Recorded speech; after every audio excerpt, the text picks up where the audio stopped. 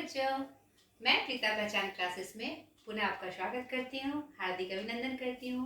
आज बच्चों हम जानेंगे क्षितिज भाग 1 वर्ग नवम एनसीईआरटी सीबीएसई आप जानते ही हैं, काव्य संग्रह पाठ 3 रसखान के सवैये के बारे में। ठीक है, ये एक इम्पॉर्टेंट चैप्टर है ये पाठ का। आज हम उसकी चर्चा बृहद रूप से करेंगे, जिसमें हम जानेंगे कवि परिचय यानी रसखान जी का परिचय और पाठ परिचय। जो सवैये हैं उनके 4 सवैये हमारे क्षितिज भाग 1 में पाठ 3 में दिए हुए हैं रसखान जी के, उनके बारे में हम जानेंगे, उनका परिचय जानेंगे और उसकी व्याख्या। ये जो ब्रज भाषा में उन्होंने लिखी है सवैये, उसकी व्याख्या हम हिंदी में जानेंगे। तो सर्वप्रथम हम जाने क्या बच्चों, रसखान का परिचय। तो देखिए, रसखान जी का जन्म सन 1548 ईस्वी में दिल्ली पिहानी उत्तर प्रदेश में आसपास हुआ था। उत्तर प्रदेश में पड़ता है वो, पिहानी जिला में। उनका जन्म मुगल राजवंश से संबंधित एक प्रतिष्ठित पठान परिवार में हुआ था। क्या हुआ था बच्चों? एक प्रतिष्ठित पठान परिवार में हुआ था, बहुत राजशाही परिवार में हुआ था। उनके पिता का नाम गने खां, जो एक प्रसिद्ध कवि थे, और माता का नाम उनका मिश्री देवी था, और उनका असली नाम सैयद इब्राहिम था। रसखान नाम रस की खान। उन्होंने जब कृतियां लिखी कृष्ण के प्रति, कृष्ण भक्ति के प्रति, कृष्ण लीलाओं के प्रति, ब्रजभूमि के प्रति, तो उसमें जो उनके सवैयों में जो रस हुआ तो उनको एक उपनाम मिला रस की खान यानी रसखान। तो उनका मूल नाम क्या था? सैयद इब्राहिम। इसको याद रखना है, ठीक है बच्चा। आगे देखिए, कृष्ण आप जानते हैं कि वो कृष्ण भक्ति काल के वो कृष्ण शाखा के प्रमुख कवि थे, और एक मुसलमान होने के बाद भी कृष्ण के प्रति उनकी जो इतनी आस्था थी, तो गुरु विठल नाथ जी ने उन्हें वल्लभ संप्रदाय के अंतर्गत पुष्टि मार्ग की शिक्षा दी। और वो मैंने बताया है कि सगुन भक्ति धारा कृष्ण भक्ति काल के रीति मुक्त धारा के कवि थे। वो रीति मुक्त मतलब वो जो अपनी कृतियां लिखते थे, काव्य लिखते थे, सवैये लिखते थे, वह रीति से मुक्त हुआ करता था।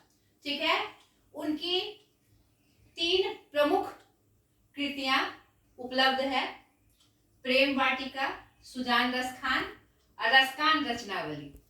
यानी कि रसखान रचनावली के नाम से उनका संग्रह प्राप्त होता है, जिसमें प्रमुख 2 कृतियों का वर्णन मिलता है।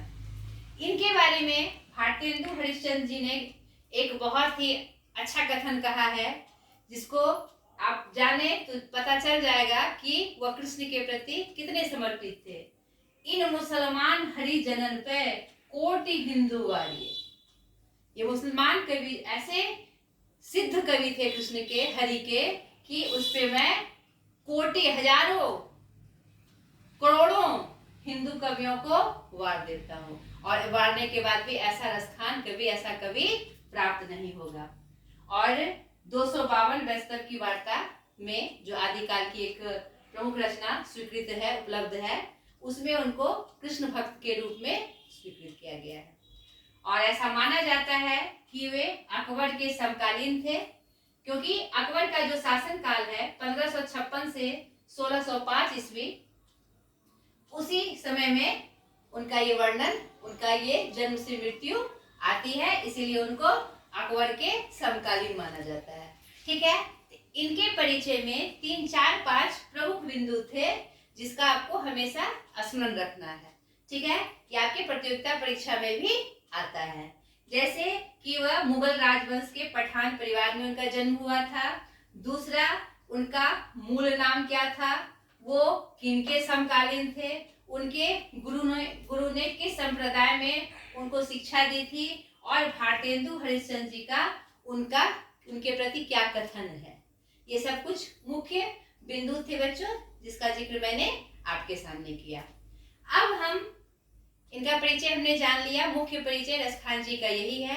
और इनका एक मुख्य परिचय यह भी है कि उनके जो काव्य होते होते थे, उनके जो सवैये होते थे बहुत ही मार्मिक और एकदम यथार्थ से संबंधित होते थे।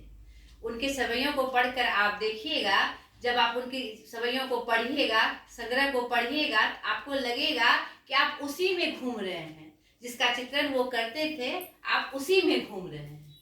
जैसा कि यहाँ पर उनके 4 सवैये हमारे पाठ्य पुस्तक में क्षितिज भाग 1 में दिए हुए हैं। एक एक करके हम उनकी व्याख्या देखेंगे, तो इसी से आपको पता चल जाएगा कि उनका जो कहने का अंदाज था, काव्य संग्रह का जो उनका लिखने का अंदाज था, लगता था कि हम यथार्थ में हैं। और बड़ा ही मार्मिक चित्रण उन्होंने कृष्ण लीला का, कृष्ण प्रेम का, कृष्ण जहाँ रहते थे उनकी ब्रजभूमि, जहाँ उन्होंने लीलाएं की, उसका वर्णन, गोपियों का आंतरिक अवस्था क्या थे कृष्ण के प्रति, उनका भी उन्होंने एक मार्मिक चित्रण अपने सवैयों के माध्यम से दर्शाया है बच्चों। तो एक एक करके हम इसकी व्याख्या देखेंगे। प्रथम व्याख्या में वो कृष्ण की जन्मभूमि, लीला भूमि, ब्रज के बारे में मुख्य रूप से बता रहे हैं और उनके प्रति, कृष्ण भूमि के प्रति उनकी कितनी ज्यादा आस्था है, इसी की चर्चा इस सवैये में की गई है। देखिए बच्चों, मानुष हो तो वही रस खाने, बसो ब्रज गोकुल गांव के ग्वारन। कवि रसखान कहते हैं, अपनी इच्छा बताते हुए लिखते हैं कि अगर मैं मनुष्य के रूप में जन्म लिया, रसखान के रूप में मनुष्य के रूप में जन्म लिया, तो मैं वही जन्म लेना चाहता हूँ, उसी गोकुल में जहाँ कृष्ण ने अपनी लीलाएं की थी, और वहीं का गांव के ग्वाला मैं बनना चाहता हूँ। यानी कि देखिए, ऐसी आस्था कृष्ण के प्रति उनकी है कि वह कृष्ण की भूमि में अगर मनुष्य जन्म उनको मिलेगा तो वही जन्म लेना चाहते हैं, उसी ग्वालों के बीच में जन्म लेना चाहते हैं, ताकि कृष्ण का सामीप्य उन्हें मिल पाए। ठीक है। जो पशु हो तो कहा बस मेरो, चरो नित नंद की धेनु मझारन। क्या कह रहे हैं वो? अगर मैं पशु हूं तो नंद की गाय बनूं, ताकि मैं नंद के गायों के बीच बांधा जाऊं और कृष्ण मुझे चराने जाए। यानी पशु रूप में वह नंद की गाय बनना चाहते हैं। तो इतना ब्रजभूमि से कृष्ण के प्रति इतना समर्पण भाव और दूसरे कवि में हमें दिखाई नहीं पड़ता। एक मुसलमान कवि होते हुए भी कृष्ण के प्रति इतनी आस्था दूसरी जगह दिखाई नहीं पड़ती है। एक बात मैं और बता दूं इनके संदर्भ में, ये पठान राजवंश के थे, तो जब ये बड़े हुए और जब इनको राजगद्दी मिलने की बात हुई तो आपस में गदर मच गया, उनके परिवार के बीच गदर मच गया, घमासान मच गया। तो उन्होंने वहीं पर राजगद्दी छोड़कर वो कहाँ चले आए? ब्रज चले आए, ब्रजभूमि चले आए, वृंदावन चले आए, और वहां उन्होंने कृष्ण भक्ति के काव्य लिखने शुरू किए, पहले गाने शुरू किए, उनके गलियों में जा जाकर इनकी भक्ति को देखकर विठलनाथ प्रभावित हुए और उनको दीक्षित किया। ठीक है। एक बात और आती है, एक स्त्री के प्रति इनकी आसक्ति थी। ठीक है, नीनावती समथिंग ऐसा कुछ नाम आता है उनका, लेकिन वो स्त्री उनको हे की दृष्टि से देखती थी, उनका सम्मान नहीं करती थी। तो ऐसी विरक्ति आई उनको हर मनुष्य लोग के हर के प्रति, हर चीज के प्रति, कि उन्होंने कहा क्यों ना मैं उस कृष्ण से प्रेम लगा लूं जिसे सभी प्रेम करते हैं। और अंततः वह ब्रज आकर कृष्ण के भक्ति में लीन हो गए और उनका गुणगान करना ही उन्होंने अपने जीवन का सार बना लिया। आगे देखिए बच्चों, पाहन हो तो वही गिरी को, जो कियो हरि छत्र पुरंदर धारण। अगर मैं पत्थर हूं, आगे कवि कहते हैं, अगर मैं पत्थर हूं तो उसी गिरी का पत्थर हूं, उसी गिरी पर हूं जिसे तर्जनी उंगली पे श्री कृष्ण ने उठाकर उसका उद्धार किया था।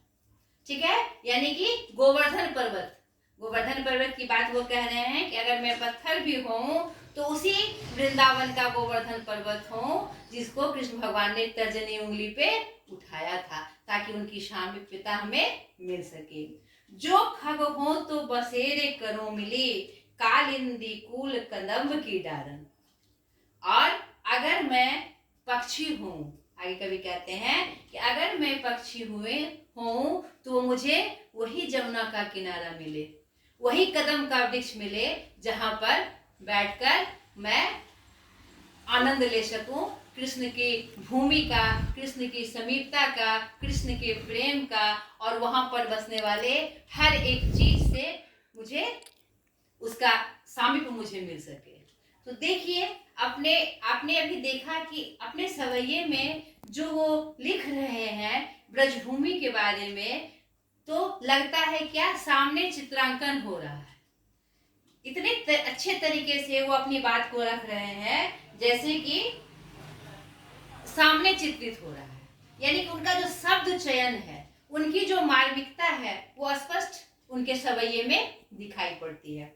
दूसरा देखिए, दूसरे पद में भी वह समर्पण भाव कृष्ण के प्रति दर्शाते हैं, ब्रजभूमि की भूमि के प्रति दर्शाते हैं। देखिए, या लकुटी और कामरिया पर राज तिहुपुर की तजी डालो। उनकी छड़ी, कृष्ण की वो छड़ी और कमर में बांधने वाले जो कपड़ा होता है उसी को कामरिया कहा जाता है।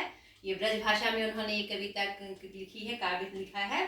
तो क्या कह रहे हैं, उस लकुटी और कामरिया पर मैं तिहुपुर का राज न्योछावर करने को तैयार हूँ। अगर मुझे वो लकुटी मिल जाए और वो कामरिया मिल जाए जो कृष्ण बांधा करते थे, और वो लकुटी जो जिसको लेकर वो गाय चराने जाया करते थे, अगर वो मुझे मिल जाए तो मैं तीनों पुर का राज वार दूं। आगे देखिए, आठों सिद्धि, सिर्फ तीनों पुर का राज ही नहीं, उसके लिए वह आठों सिद्धि, नवोनिधि, नवोनिधि मतलब खजाना, नौ खजाना वर्णित है हमारे शास्त्र में। नवों खजानों को सुख नंद की गाय चराई विसारो। मैं आठों सिद्धि और नवों खजानों को किस पे वार दूं? अगर मुझे नंद की गाय चराने का मौका मिल जाए, इस पे मैं सब इस चीजों को वारने के लिए तैयार हूँ। सोचिए बच्चों, उसकी कितनी आस्था थी उस कृष्ण ब्रजभूमि के प्रति, कितनी ज्यादा आस्था थी उनकी, कितना ज्यादा उनका प्रेम था। उनके सवैये में ये स्पष्ट चित्रण हो रहा है। रस खान, आगे कहते हैं वो, रस खान कबो इन आखिन सो ब्रज के वन बाग तराग निहारो। कल्पना करते हैं कवि, रस खान कवि की काश कब मुझे अपनी आंखों से ब्रज का जो वन है, बाग है, तालाब है, देखने का मौका मिलेगा। क्यों ऐसा वो क्यों चाह रहे हैं? क्योंकि वहां पर उन वनों में, उन बागों में, उन तालाबों के आसपास कृष्ण ने लीलाएं की है। वहां पर चाहे वह किशोरावस्था का हो, बाल रूप हो, या बड़े का रूप, गोपियों के साथ उनकी लीलाएं हो, वहां पर उन्होंने जो लीलाएं की हैं, इसके लिए, उसको महसूस करने के लिए वह कल्पना करता है, वह सोचता है कि हे कब उनकी आकुलता दिखाई पड़ती है, व्याकुलता दिखाई पड़ती है कि कब मैं अपनी आंखों से उन वन तालाब बाग को देख पाऊंगा जहां कृष्ण ने लीलाएं की थी।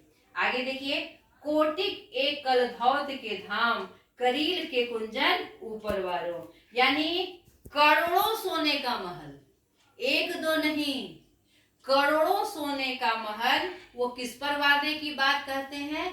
ब्रज में जो करील के कुंजन है, यानी कांटे का जो कुंजन है, बाग है, उसके लिए वो 100 करोड़ों सोने का महल न्योछावर करने को तैयार है।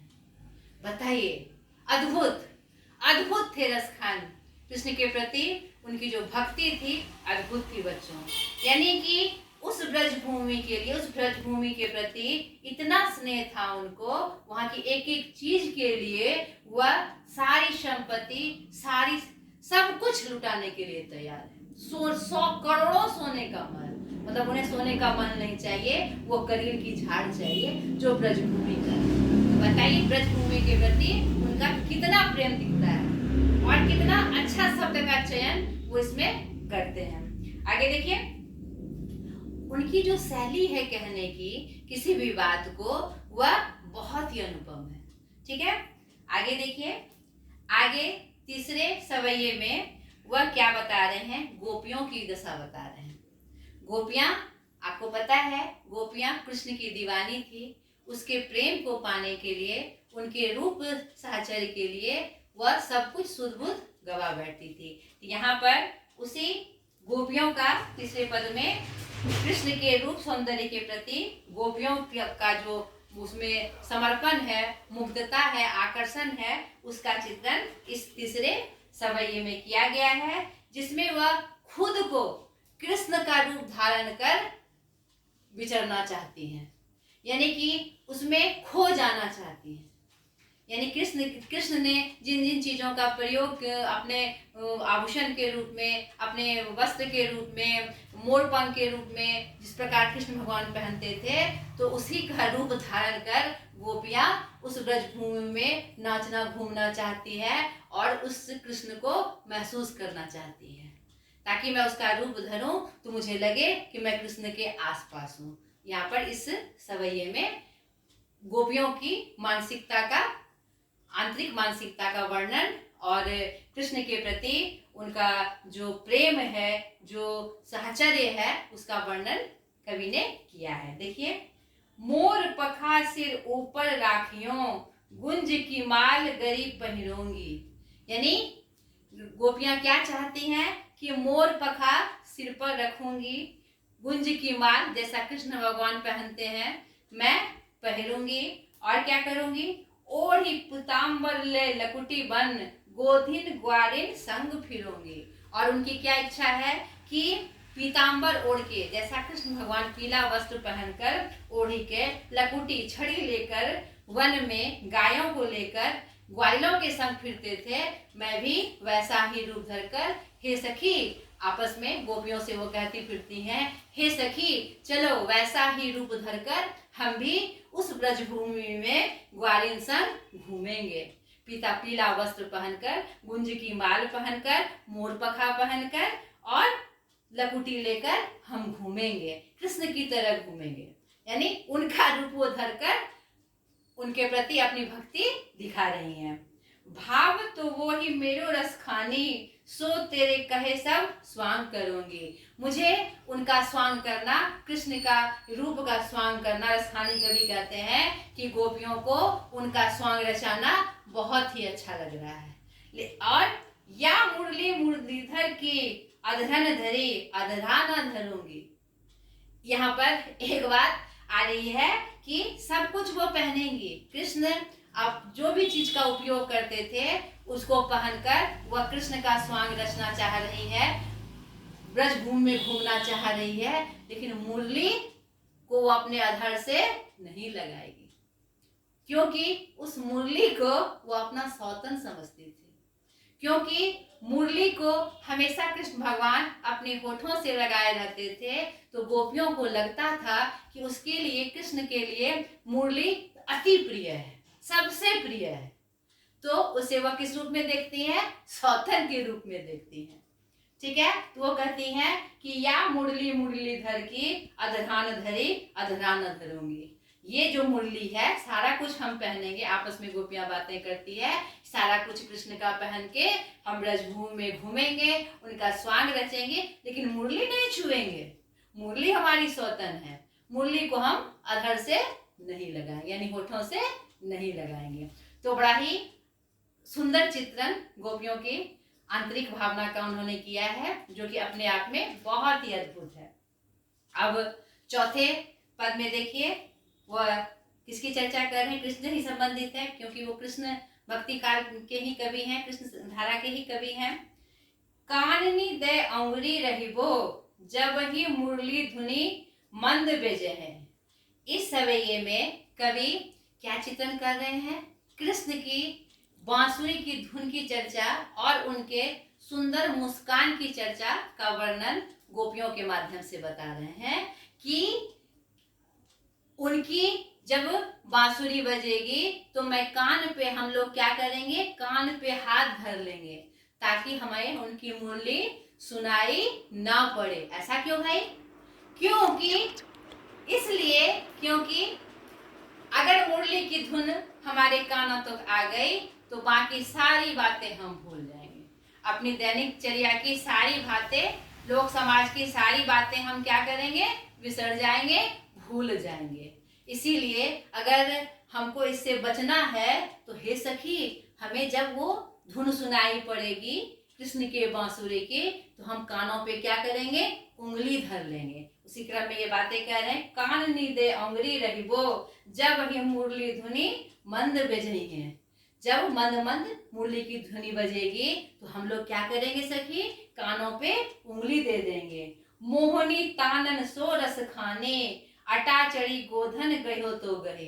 कितनी अच्छी बात कह रहे हैं, क्योंकि उस मोहनी तान को सुनकर क्या करते हैं, गायें भी अटारी पे चढ़कर नाचने के लिए तैयार हो जाती हैं।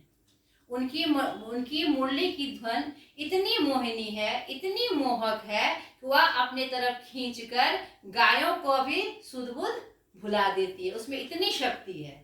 तो क्या करेंगे, ऐसी शक्ति है उसमें, तो हम उसमें विमुख हो जाए और उसमें लीन हो जाए तो इसमें क्या बड़ी बात है। जब गायों पे वो इतने ज्यादा जादू मचा सकते हैं तो हमारी क्या विशाल।